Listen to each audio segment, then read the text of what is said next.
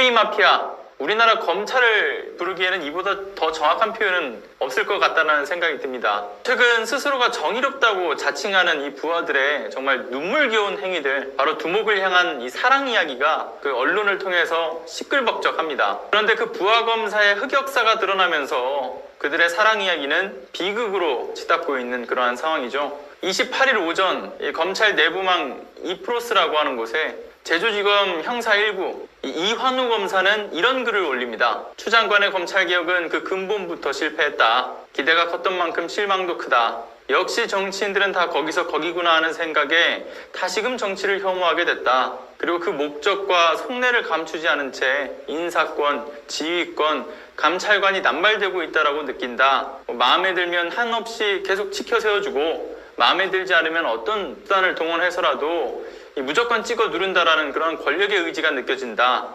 이로 인해서 검찰의 정치적 중립성을 확보할 수 있겠느냐. 검찰권의 어떤 남용, 방지, 이것이 검찰개혁에서 가장 핵심적인 어떤 철학과 그 기조일 텐데 그것이 크게 훼손이 됐다. 검찰개혁에 대한 이 철학을 바로 세우지 않는다라고 한다면 앞으로 공수처 수사의 정치적 중립성이라고 하는 것은 어떻게 보장이 될 수 있을지 의문이다. 정치를 잘 모르지만 의도를 가지고 정치가 검찰을 덮어버리는 나쁜 선례를 남길 것 같은 느낌이 든다. 이런 식으로 글을 남겼습니다. 그리고 또 먼 훗날 이 부당한 권력이 검찰을 만약에 장악하게 된다고 하면 2020년 법무부 장관이 행했던 그 많은 선례들을 교묘하게 들먹이지 않을까 생각한다. 법적, 역사적 책임을 져야 할 것이다. 이런 정말 황당한 글을 올렸습니다. 저는 절대 공감을 할 수 없는 내용의 글이었는데요. 거대한 적폐 권력의 핵심이라고 볼 수 있는 이 검찰의 불법 만행들이 이 하나둘 계속해서 밝혀지고 있는 상황이고 이것이 최순실 게이트에 이어서 검찰 게이트라는 점이 정말 너무나 분명해진 상황 속에서 여전히 검찰 내부망에서는 윤석열을 적극적으로 대변하면서 마음에도 없는 정의를 외치고 있습니다. 검사라는 사람들은 진짜 거짓말이 몸에 배어있는 것 같아요. 제가 봤을 때는.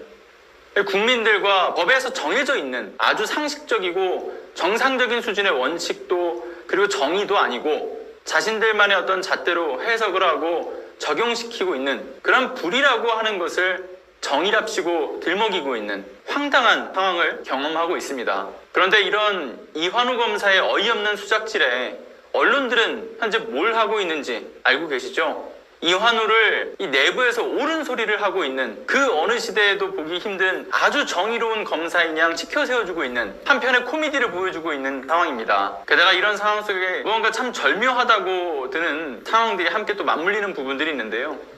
어떤 부분이 절묘하다고 판단이 드는지 여러분들은 알고 계십니까? 추미애 장관의 이 감찰 지시와 수사 지휘권 발동, 게다가 계속해서 윤석열 검찰의 수사 은폐 의혹과 이 불법 만행들이 밝혀지고 검찰 관계자의 이 폭로까지 잇따르고 있는 그러한 상황인데 어떻게 이 윤석열이 궁지에 아주 몰릴 대로 몰린 아주 미묘한 이 시점에 8개월 만에 지방검찰청 순회를 나선 상황입니다. 29일 오후부터요. 지방검찰청에 이제 격려 방문을 해서 간담회를 진행을 한다라고 합니다. 이런 상황 속에서 이프로스에 올라간 이 이환우 검사의 글과 너도 나도 할 것 없이 이 글을 퍼다 날라서 여론몰이를 하고 있는 언론들의 모습은 윤석열의 행보에 더욱더 힘을 실어줄 그러한 의도로 보여지고 있는 상황입니다.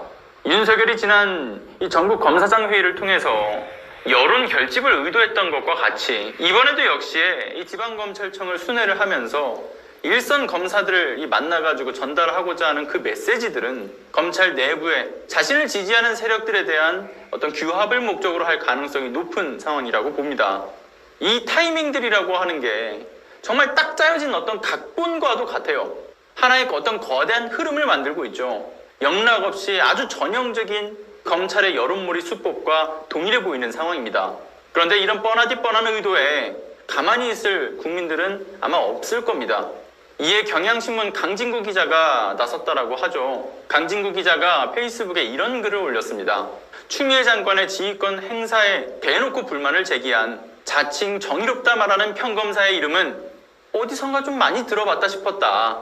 그런데 알고 보니까 자신이 1년 전에 썼던 동료 검사 약점 노출 막으려 피의자 20일간 독방 구금에 가족 면회까지 막은 검사, 이런 제목에 등장하는 바로 그 검사였다라고 폭로를 했습니다. 그리고 강진구 기자는 이완우 검사가 당시에도 정의로운 법 집행이라고 누차 강변을 했다라고 하지만 동료 검사의 불륜 사실이 외부로 새어나가는 것을 입막음하기 위해서 아주 치졸한 보복으로 보기에 충분했다라고 말하면서 이 검사가 수사권을 가지고 보복을 하면 그게 깡패지 검사냐라는 윤석열의 말을 빌려보면 검사가 아닌 깡패 행동에 가깝다, 이렇게 시원한 주장을 남겼습니다. 그리고 이프로스의 이완우 검사가 남긴 글을 하나하나 따박따박 지적을 했는데요. 이완우 검사가 주장하는 바처럼 어떤 수단을 동원해서라도 정말 찍어 누르겠다라고 하는 권력의 의지가 느껴진다라고 말했으나 남을 비판하기 이전에 본인이 한 집부터 되돌아보라고 지적을 했습니다. 일단 이완우 검사가 연관된 이 사건에 대해서 간단하게 좀 정리를 해서 말씀드리자면요. 이완우 검사는 2017년 2월에 같은 검찰청에서 근무하는 모 검사의 약점을 폭로하겠다라는 문자를 보내다가 긴급 체포가 된 이모 씨를 조사하는 그 과정 속에서 재판에 그가 넘겨지는 날까지 무려 20일간 독방에 가둬놓고서 가족의 어떤 면회라든가 서신 교환, 게다가 그 이모 씨라는 인물이 세무대행업을 하고 있는데 직원들과의 기본적인 업무 연락까지도 모두 전면적으로 제한하는, 인권을 지나치게 무시한 그러한 사건의 주인공이라고 합니다. 이런 사건에 대해서 이 강진구 기자는 페이스북에 이런 글을 남겼죠. 5차례에 걸쳐진 이모 씨에 대한 신문 그 과정 속에서 단둘이 있을 때 이완우 검사는 이런 말을 했다고 해요. 사법고시 패스하려면 몇 년을 준비해야 되는지 아냐? 네가 뭔데 이걸 뺏으려고 해? 내가 봤을 때 너는 정신병이 있는 것 같아. 네 속에 악마가 있는 것 같으니까 너 스스로를 좀 반성 좀 하고 살아. 이런 식의 인격모욕적 발언을 아주 수시로 했다라고 합니다. 그리고 이 사건이 MBC 스트레이트에 후속 보도된 바가 있고 뿐만 아니라 표창원 전 의원이 국감장에서 부적절한 검사의 권한 남용 사례로 지적을 하기도 했었다고 합니다. 그런데 이렇게 문제가 공론화가 되었고 심지어는 국정감사에서 이 지적을 받았음에도 불구하고 이완우 검사를 상대로 한 이 검찰 내의 감찰은 전혀 진행이 되지 않았습니다.